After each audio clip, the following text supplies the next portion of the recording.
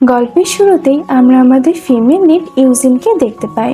সে একটি শহরে চারিদিকে কাউকে যেন একটা খুঁজছিল। তবে সে কাকে খুঁজছিল আর তার লাইফে কি এমন ঘটনা ঘটে গিয়েছে সেটি জানতে পারবো আমরা এই গল্পের মাধ্যমে। আর ইউজিন যে বছরে একজনকে খুঁজে বেড়াচ্ছে এখানে, সে বছরটি ছিল 2015। আর এখান থেকে গল্প কিছু বছর পিছনে দেখানো হয়, আর এই সালটি ছিল 2007। আর এখানে আমরা দেখতে পাই যে ইউজিনের বাবার অসুস্থতার কারণে তাকে অনেকদিন ধরে হসপিটালে ভর্তি করানো হয়েছে। আর এই জন্য ইউজিন এবং তার মা অনেক কষ্ট করে কিছু টাকা জোগাড় করেছিল, যার কারণে এই বছরে ইউজিন একটি ভালো হাই স্কুলে ভর্তি হয়। আর ইউজিনের স্বপ্ন ছিল এইটাই যে সে এই হাই স্কুলে পড়ে একটি ভালো ইউনিভার্সিটিতে ভর্তি হয়ে তার লাইফটাকে সেটেল করবে। আর এরপরে ইউজিন বাসে ট্রাভেল করে তার হাই স্কুলে চলে আসে। আর স্কুলের প্রথম দিনে একটি স্টুডেন্ট অনেক দামি একটি বাইকে চড়ে আসে। আর এই স্টুডেন্টটি ভুলবশত তার বাইকটি একটি পাইপের উপর দিয়ে চালে ফেলে, যার ফলে পাইপের মধ্যেকার পানি সেখানে দাঁড়িয়ে থাকে ইউজিনের গায়ের উপরে গিয়ে পড়ে। আর তারপরে এই ছেলেটি বাইক থেকে নেমে তার হেলমেটটি খুলে। আর আমরা জানতে পারি যে এই ছেলেটি হচ্ছে আমাদের এই গল্পের মেন লিড, যার নাম ছিল জ্যাং। জ্যাং ছিল অনেক বড় লোক ঘরের একটি ছেলে, এমনকি সে পড়াশোনাতেও ছিল অনেক ভালো। এমনকি স্কুলে হওয়া সমস্ত খেলাতেও জ্যাং সবসময় ফার্স্টই হতো। আর জ্যাং তো ইন্টেলিজেন্ট হওয়ার সাথে সাথে অনেক বেশি হ্যান্ডসামও ছিল, যার কারণে স্কুলের সব মেয়েরা তো তার পিছনে একদম পাগল ছিল। এমনকি অনেক মেয়ে জ্যাংকে প্রপোজও করেছে, তবে সে সবাইকে রিজেক্ট করে দেয়। আর এই ক্লাসে জ্যাং এর একটি ঘনিষ্ঠ ফ্রেন্ড ছিল, যার নাম ছিল জো। আর এই অবস্থায় ইউজিন যখন ক্লাসে প্রথমবার যায়, তখন তার ময়ূ নামের একটি মেয়ের সাথে সাক্ষাৎ হয়। এখানে ময়ূ তাকে বলে যে তোমার যদি এই ক্লাসে কোনো ধরনের সমস্যা হয় তাহলে তুমি আমাকে বলতে পারো। আর এখানে তার ময়ূর সাথে একটি ভালো ফ্রেন্ডশিপ গড়ে ওঠে। ক্লাসের প্রথম দিনে স্টুডেন্টরা যে যার মতন করে বসে পড়েছিল। ইউজিন তখন গিয়ে জ্যাং এর সামনের সিটে বসে। আর এভাবে তাদের ক্লাসটি শুরু হয়। তারপরে আমাদের বেশ কিছুদিন পরে সিন দেখানো হয়, যেখানে একটি স্টুডেন্ট ক্লাসের সবার এক্সাম পেপার বিলিয়ে দিচ্ছিল। আগের বারের এক্সামের মতন এই এক্সামেও আমাদের হিরো জ্যাং সব সাবজেক্টে টপ করেছে। তবে ইউজিন তো কিছু কিছু সাবজেক্টে কোনো মতনে টেনে টুনে পাশ করেছে। আর ইউজিন এত কম নাম্বার পেয়েছে এটি দেখে তো পাশে বসে থাকা জো তাকে নিয়ে মজা করতে থাকে। আর তাকে বলতে থাকে যে তোমাকে যখন প্রথম দিন দেখেছিলাম তখন তো তোমাকে দেখে এটাই মনে হচ্ছিল যে তুমি হয়তো অনেক ভালো স্টুডেন্ট, তবে তোমার রেজাল্ট দেখে এখন বুঝে গিয়েছি যে তুমিও আমাদের মতনই। আর এগুলো শুনে তো ইউজিনের অনেক খারাপ লাগে। জ্যাং তখন তাকে বলে যে তুমি যদি চাও তাহলে আমি আমার নোটগুলো তোমাকে দিতে পারি, আর আমার নোটগুলো পড়লে তুমি সবকিছু ঠিক মতন বুঝতে পারবে। ওর কথা শুনে ইউজিন তাকে জবাব দেয় যে তোমার সাহায্যের আমার কোনো প্রয়োজন নেই। এরপরে ক্লাস শেষ করে ইউজিন যখন তার বই নিয়ে বাইরে যেতে থাকে, তখনই জ্যাং তার হাত থেকে বইটি ছিনিয়ে নিয়ে মজা করতে থাকে। আর তখনই ইউজিনের বই থেকে তার প্রাইভেট জিনিসটি নিচে পড়ে যায়। আর এটি দেখে তো ইউজিন অনেক রেগে যায়, যার কারণে সে জ্যাং এর গালে একটি জোরে থাপ্পড় মেরে দেয়। আর তারপরে সে জ্যাং এর থেকে নিজের বইটি নেওয়ার বদলে সেখান থেকে চলে যায়। এরপরে ক্লাসের ব্রেকটি শেষ হয়ে যায়। ইউজিন তখন আবারও ক্লাসে এসে বসে। ক্লাসের মধ্যে তো জ্যাং তার থেকে ক্ষমা চেয়ে তার বইটি তাকে ফেরত দেওয়ার চেষ্টা করতে থাকে। ইউজিন যখন তাকে কোনো জবাব দিচ্ছিল না, তখন জ্যাং নিজের পা দিয়ে ইউজিনের চেয়ারটিকে ধাক্কা মেরে তাকে জ্বালাতন করতে থাকে। ইউজিন তো তখন তার চেয়ারটি দিয়ে জ্যাং এর পায়ে আঘাত করে, যার ফলে জ্যাং ব্যথা পেয়ে তো চুপ হয়ে যায়, আর সে ইউজিনকে আর ডিস্টার্ব করে না। ক্লাস শেষ করে ইউজিন এবং ময়ূ একসাথে বাইরে যাচ্ছিল। আর তখনই ওদের সামনে জ্যাং তার ফ্রেন্ড জয়ুকে নিয়ে আসে। জয়ুখানে জ্যাং এর পাটি দেখিয়ে বলে যে ও যে এভাবে খুঁড়িয়ে খুঁড়িয়ে হাঁটতেছে তার জন্য কিন্তু তুমিই দায়ী, আর তোমার জন্য তো ও পায়ে আঘাত পেয়েছে, আর আমি এখন ওকে নিয়ে হসপিটালে যাচ্ছি। আর এই সব কিছুর জন্য যেহেতু তুমি দায়ী, তাই হসপিটালে যা খরচ হবে তার বিল কিন্তু তোমাকে দিতে হবে। ইউজিন তখন তার এটিএম কার্ডটি বের করে জোকে দেয়। এরপরে ইউজিন সেখান থেকে চলে গেলে আমরা এই ব্যাপারটি জানতে পারি যে জ্যাং ইউজিনের সাথে কোনোভাবে কথা বলতে চাচ্ছিল, যার কারণে জো এই অভিনয়টি করলো। পরবর্তীতে জ্যাং, জো এবং তার ফ্রেন্ডসরা ক্যান্টিনে বসেছিল। তখন জো সব স্টুডেন্টদের উদ্দেশ্যে বলে যে আজকে তোমরা যা যা খাবা সব খাবারের বিলের পেমেন্ট আমিই করব। আর শোনো, এই এটিএম কার্ডে যতগুলো টাকা আছে সেই মোতাবেক তোমরা তোমাদের পছন্দের খাবার যা ইচ্ছা তাই অর্ডার করে ফেলতে পারো। আর কেউ যদি ফ্রিতে এমন ট্রিট পেয়ে যায় তাহলে কেই বা ছাড় দেয়, যার কারণে সব স্টুডেন্টরা তো তাদের মনের পছন্দ মতন খাবার অর্ডার করে নেয়। আর তারপরে তারা সবাই মিলে মজা করে খাবার খেতে থাকে। তখনই সেখানে ময়ূর এসে বলে যে তুমি কি ইউজিনের কার্ডের সমস্ত টাকা খরচ করে ফেলেছো। আর তারপরে সে জোকে বলতে থাকে যে তোমার কি কোনো আইডিয়া আছে যে ইউজিন এই টাকাগুলো কত কষ্ট করে ম্যানেজ করেছে, আর ওই সমস্ত কার্ডের টাকাগুলো তার হোস্টেলের খরচ চালানোর জন্য গুছিয়ে রেখেছিল। আর ওকে এভাবে বিরক্ত করতে তোমাদেরকে একটুও লজ্জা করলো না। আর এইভাবে ময়ূর ওদের উপরে রাগ দেখিয়ে সেখান থেকে চলে আসে। আর এগুলো দেখে তো জ্যাংয়ের অনেক খারাপ লাগে। আর সে সিদ্ধান্ত নেয় যে সে ইউজিনের সমস্ত টাকাগুলো ফেরত দিয়ে দিবে। আর তারপরে সে ক্লাসে গিয়ে ইউজিনের এটিএম কার্ডটি তাকে ফেরত দিয়ে দেয়। পরবর্তীতে ইউজিন ক্লাস শেষ করে জ্যাংয়ের সাথে দেখা করতে আসে। তখন সে তার স্পোর্টসের প্র্যাকটিস করছিল। ইউজিনকে এখানে দেখে তো জ্যাং তখন তার কাছে যায়। ইউজিন তখন তাকে কিছু টাকা ফেরত দিয়ে বলে যে আমার অ্যাকাউন্টে অনেকগুলো টাকা আছে যেগুলো আমি জানি আমার না, এই টাকাগুলো তোমার, তাই তোমার টাকাগুলো তুমি রেখে দাও। জ্যাং তখন তাকে বলে যে আরে না না, ওই টাকাগুলো তোমার অ্যাকাউন্টেরই। কিন্তু ইউজিন তো তার কোনো কথাই শোনে না, সে বাকি টাকাগুলো জ্যাংকে ফেরত দিয়ে দেয়। এরপরে ক্লাস শেষ করে ইউজিন মন খারাপ করে স্কুলের ছাদে গিয়ে দাঁড়িয়েছিল। আর তখনই সেখানে জ্যাং আসে। আর সে ইউজিনকে জিজ্ঞাসা করে যে তুমি মন খারাপ করে কেন আছো, তোমার যদি কোনো প্রবলেম হয়ে থাকে তাহলে তুমি সেটা আমার সাথে শেয়ার করতে পারো, আমি তোমাকে হেল্প করার চেষ্টা করব। ইউজিনও তখন তার মন খারাপের কারণগুলো জ্যাংয়ের সাথে শেয়ার করতে থাকে যে আমার ফ্যামিলির পরিস্থিতি খারাপ হওয়ার কারণে আমি সবসময় শুধু তাদের জন্য টেনশন করি, আর এই জন্য আমি আমার পড়াশোনাতে এমনকি এক্সামেও মন দিতে পারছি না, যার কারণে আমার প্রত্যেকটা সাবজেক্টে অনেক খারাপ নাম্বার আসছে। আর এসব কারণে মূলত আমি অনেক টেনশনের মধ্যে আছি। জ্যাং তখন তাকে বলে ব্যাস এইটুকু ব্যাপার, তুমি টেনশন করো না, আমি তোমাকে সবকিছু শিখিয়ে দিব। আর তুমি যদি চাও তাহলে রোজ ক্লাস শেষ করে এখানে আসতে পারো, আমি তোমাকে অনেক সহজ সহজ পদ্ধতিগুলো শিখিয়ে দিব যাতে করে তুমি এক্সামে ভালো একটি নাম্বার নিয়ে আসতে পারো। এটি শুনে তো ইউজিন তাকে মানা করতে যাচ্ছিল, কিন্তু তখনই তার মায়ের বলা কথাগুলো তার মনে পড়ে যায় যে তার মা বলেছিল যে তোমার যদি ভালো একটি ইউনিভার্সিটিতে ভর্তি হতে হয় তাহলে তোমাকে অবশ্যই হাই স্কুলে ভালো মার্ক নিয়ে আসতে হবে। তাই সে জ্যাংকে বলে যে ঠিক আছে, রোজ ক্লাস শেষ করে আমি স্কুলের ছাদে আসব যাতে তুমি আমাকে পড়াতে হেল্প করতে পারো। আর এইভাবে জ্যাং তাকে রেগুলার পড়াশোনাতে সাহায্য করার ফলে তো পরের এক্সামে ইউজিন অনেক ভালো মার্ক নিয়ে আসে। আর এই সব কিছু তো ইউজিন জ্যাংয়ের কারণে করতে পেরেছে, যার কারণে সে তো ভীষণ খুশি ছিল। আর জ্যাংও যখন ইউজিনের এরকম ইমপ্রুভমেন্ট দেখে তখন তো সে ওর জন্য ভীষণ খুশি হয়। পরের সিনে আমরা দেখতে পাই যে ইউজিনের ফ্রেন্ড মু মনে মনে জোকে পছন্দ করতে শুরু করেছিল, যার কারণে সে প্রতিদিন জোর সাথে দেখা করতে তো স্পোর্টস গ্রাউন্ডের দিকে যায়।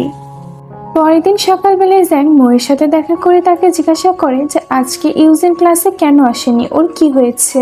মই তখন তাকে বলে যে ও আমাকেও ঠিক মতন কিছু বলেনি, ও বাসাতে গিয়েছে, হয়তো তাড়াতাড়ি চলে আসবে। এটি শুনে তো জ্যাং একটু টেনশনের মধ্যে পড়ে যায় যে ও কিছু না বলে কেন চলে গেল।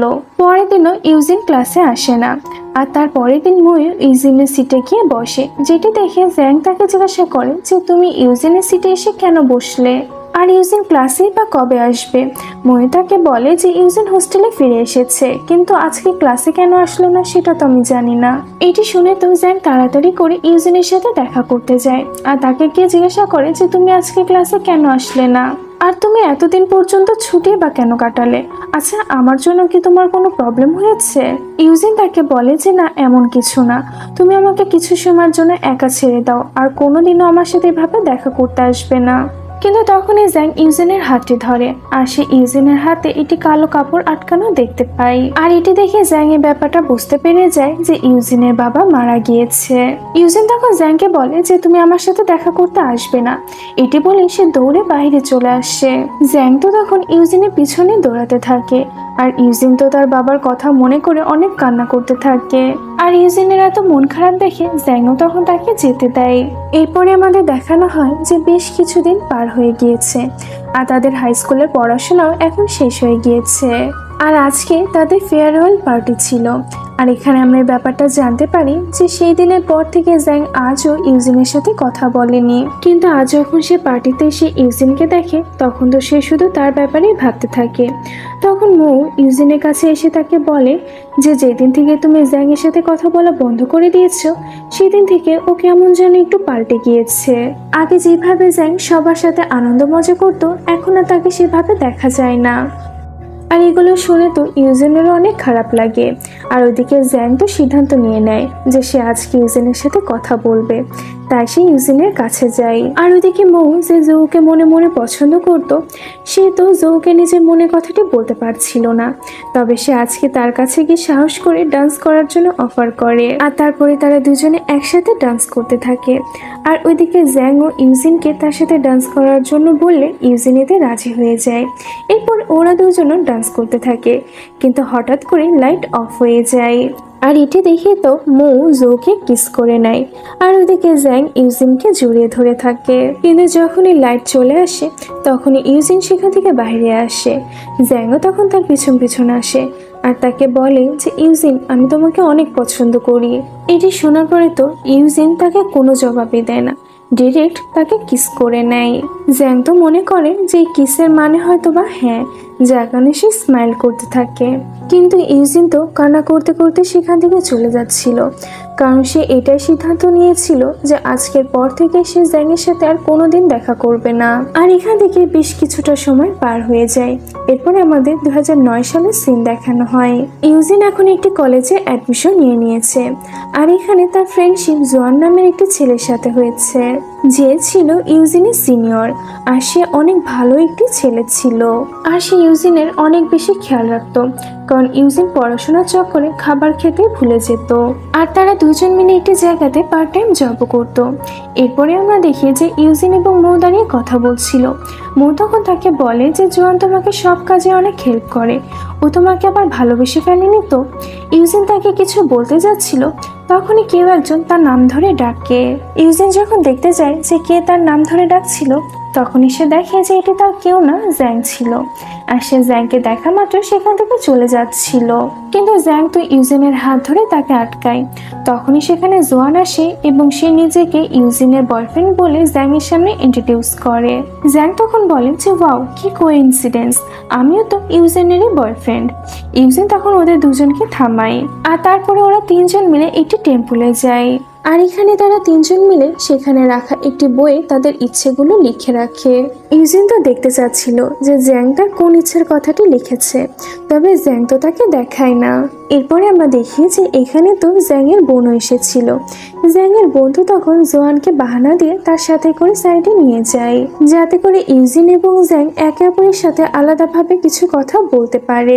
ওদের যাওয়ার পরে জ্যাং ইউজিনকে জিজ্ঞাসা করে যে আমি কি এমন ভুল করেছিলাম যে তুমি আমাকে ছেড়ে চলে গেলে। কিন্তু ইউজিন তো তার কোনো প্রশ্নেরই জবাব দিচ্ছিল না। জ্যাং তখন ইউজিনকে জড়িয়ে ধরে তাকে কিস করে নেয়। আর এই সব কিছুই জোয়ান দূর থেকে দেখে ফেলে। আর এগুলো দেখে তো তার অনেক রাগ হয়। রাতের বেলা আমরা দেখি যে ইউজিন, জ্যাং এবং জোয়ান ওরা তিনজন মিলে পাশের একটি রেস্টুরেন্টে ডিনারের জন্য যায়। এখানে খাওয়া দাওয়া শেষে জ্যাং তো ইউজিনকে ড্রিঙ্কস করার জন্য দেয়। ফার্স্টে ইউজিন তো তাকে মানা করে দেয়। জোয়ানও তখন জ্যাংকে মানা করে ইউজিনকে ড্রিঙ্কস দেওয়ার জন্য, কিন্তু জ্যাং তাকে বলে যে তুমি আমার জন্য একবার এই ড্রিঙ্কসটাকে খেয়ে দেখো। জ্যাংয়ের বারবার বলাতে তো ইউজিন সেই ড্রিঙ্কসটাকে খেয়ে ফেলে। আর সে মাতাল হয়ে গিয়ে সেখানে থাকা টেবিলের উপরে ঘুমিয়ে পড়ে।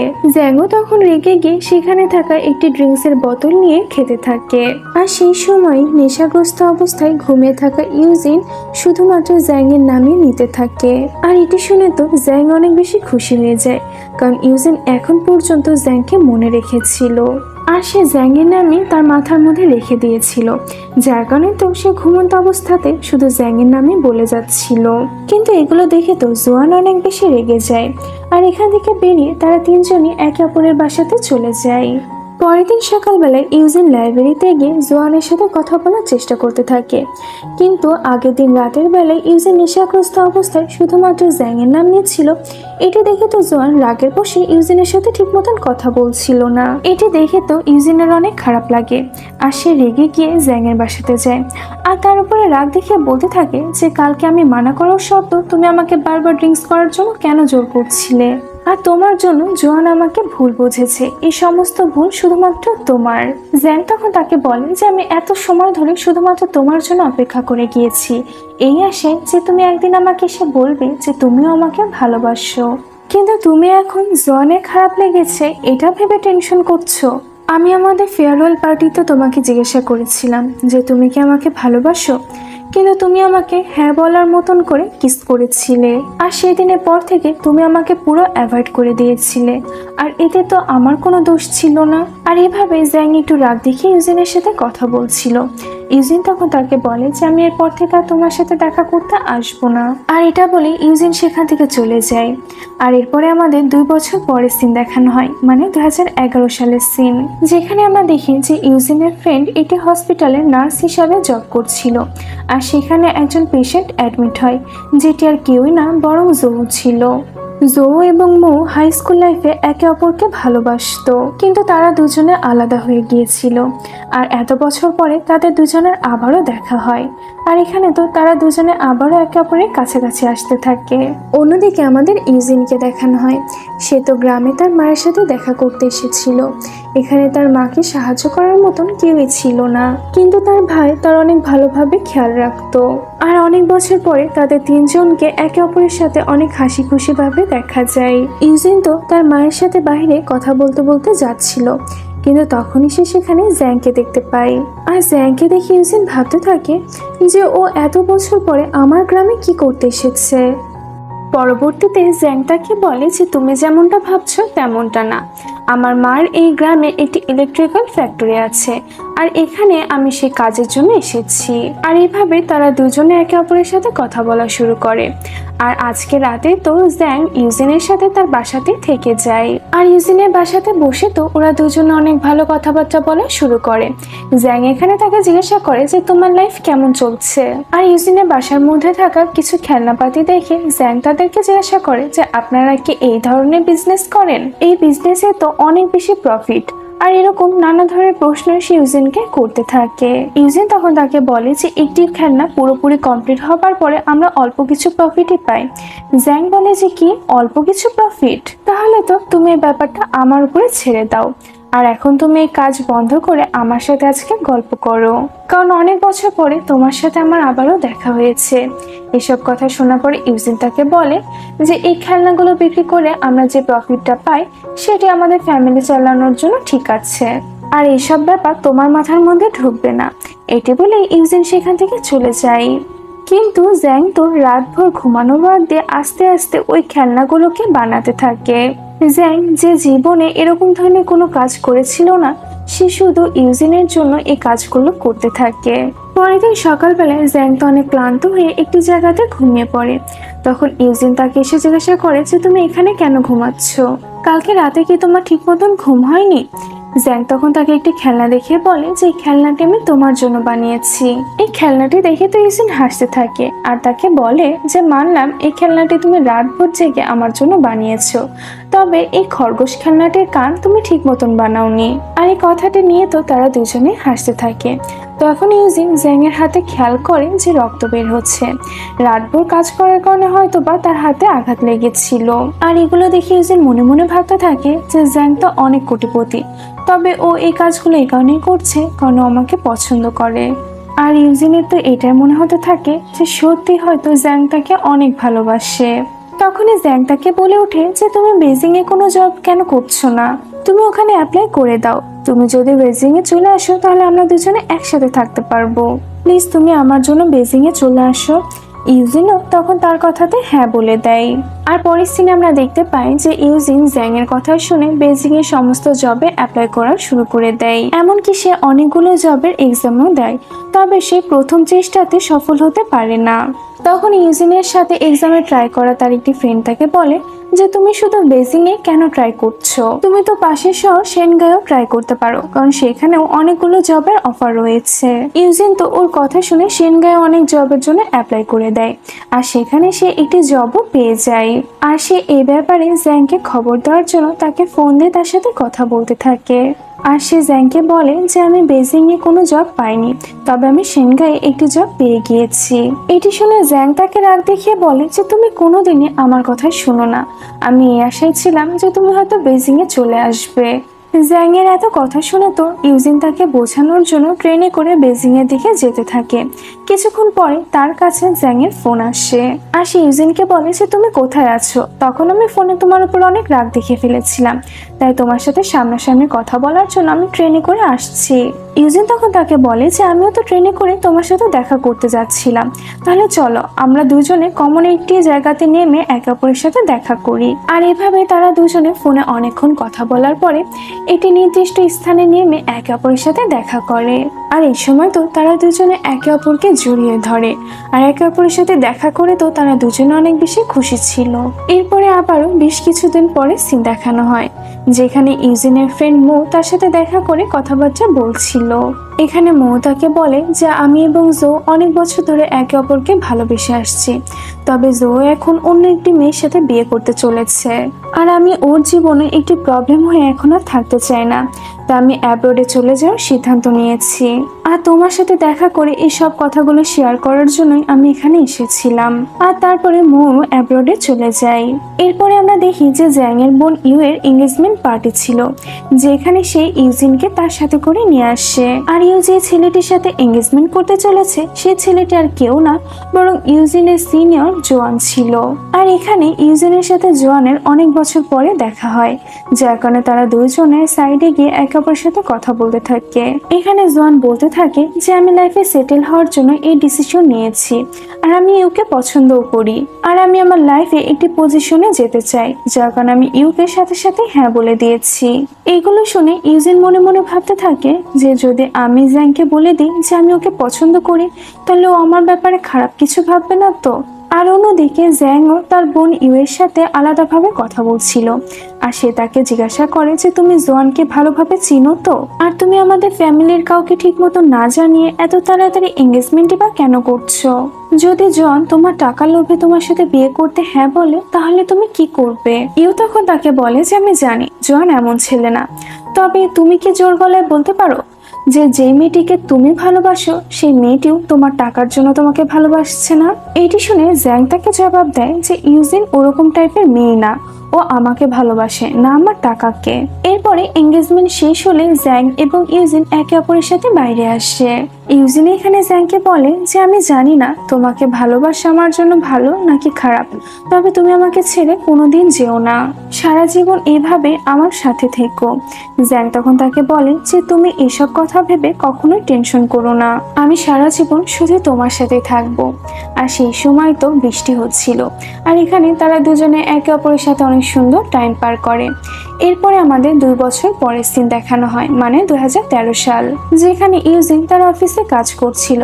তখনই তার আঙ্কেল তার সাথে দেখা করতে আসে এবং বলে যে তোমার মায়ের ক্যান্সার হয়েছে, তবে তোমার এত বেশি টেনশন করার কোনো কারণ নেই, কারণ তাকে সুস্থ করার জন্য শুধুমাত্র একটি নর্মাল সার্জারি করার প্রয়োজন, কিন্তু এই সার্জারি করার জন্য বেশ কিছু টাকার প্রয়োজন। আমি আমার তরফ থেকে যতটুকু পারলাম ততটুকু চেষ্টা করে কিছু টাকা জোগাড় করেছি, কিন্তু এখনো 2 থেকে 3 লাখ টাকার প্রয়োজন। যেটি শুনে ইউজিন ভাবতে থাকে যে আমি জ্যাংয়ে থেকে টাকা ধার যেতে পারি, কিন্তু আঙ্কেল তাকে বলে যে আমাদের গ্রামে জ্যাংয়ের মায়ের যে ইলেকট্রিক্যাল ফ্যাক্টরি রয়েছে আমি সেখানে কাজ করতাম, আর আমি আগে থেকে সেখানে অনেকগুলো টাকা লোন নিয়ে ফেলেছি, আর সেই লোনটাও আমি মূলত সার্জারি করার জন্য নিয়েছিলাম, যেটি আমাদের আস্তে আস্তে পরিশোধ করতে হবে। আর এগুলো শুনে তো ইউজিন জ্যাংয়ে থেকে টাকা ধার চাওয়ার চিন্তাটা মাথা থেকে সরিয়ে ফেলে। আর এখন সে যে মানুষগুলোকে চিনে তাদের কাছে ফোন দিয়ে টাকার জন্য সাহায্য চায়। আর অনেক সময় পার করে সে বাসায় ফিরে আসে। সেই সময় জ্যাং টিভিতে গেম খেলছিল।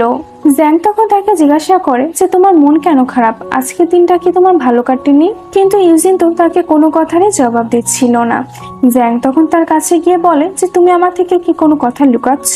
আমি কিন্তু সবকিছুই জানি যে তোমার মায়ের সার্জারি করার জন্য অনেকগুলো টাকা প্রয়োজন, তবে তুমি আমার থেকে টাকা নিতে ইতস্ততা বোধ করছো। কিন্তু আমি সব টাকার ব্যবস্থা করে ফেলেছি, এই নাও সে টাকাগুলো।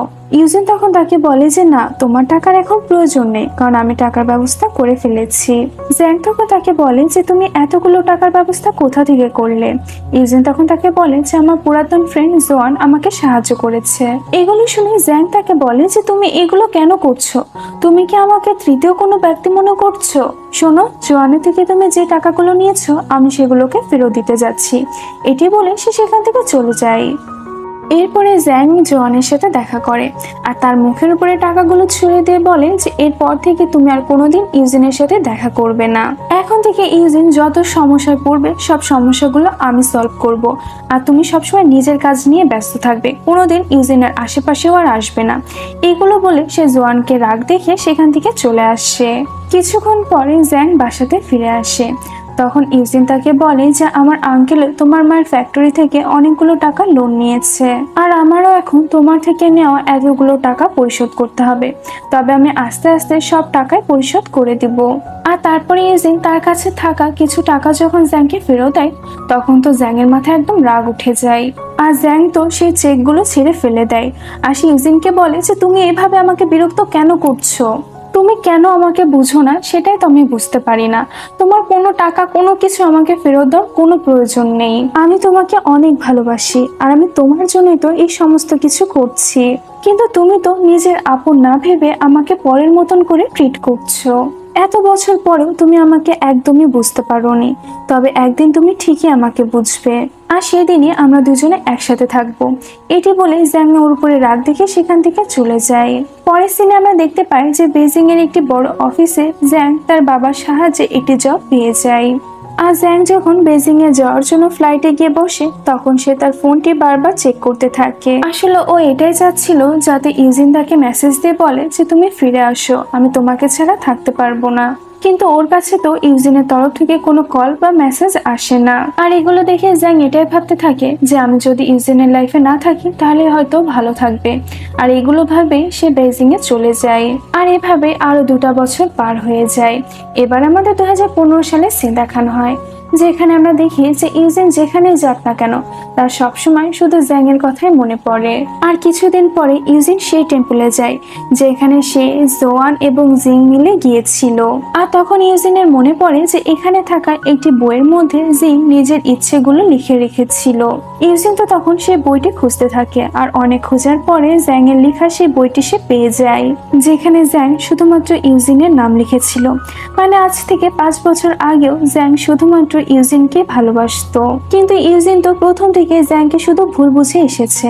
তবে এটি দেখে তার বিশ্বাস হয়ে যায় যে জ্যাং তাকে সত্যিই ভালোবাসতো।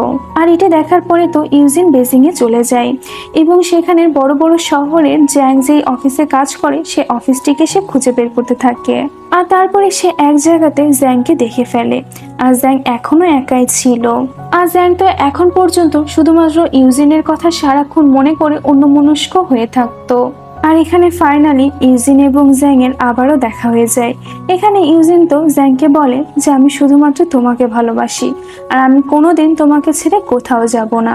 আর ফাইনালি তাদের দুজনের ভালোবাসাটি পূর্ণতা পেয়ে যায়। আর এরই সাথে আমাদের আজকের এই গল্পটি এখানেই শেষ হয়ে যায়।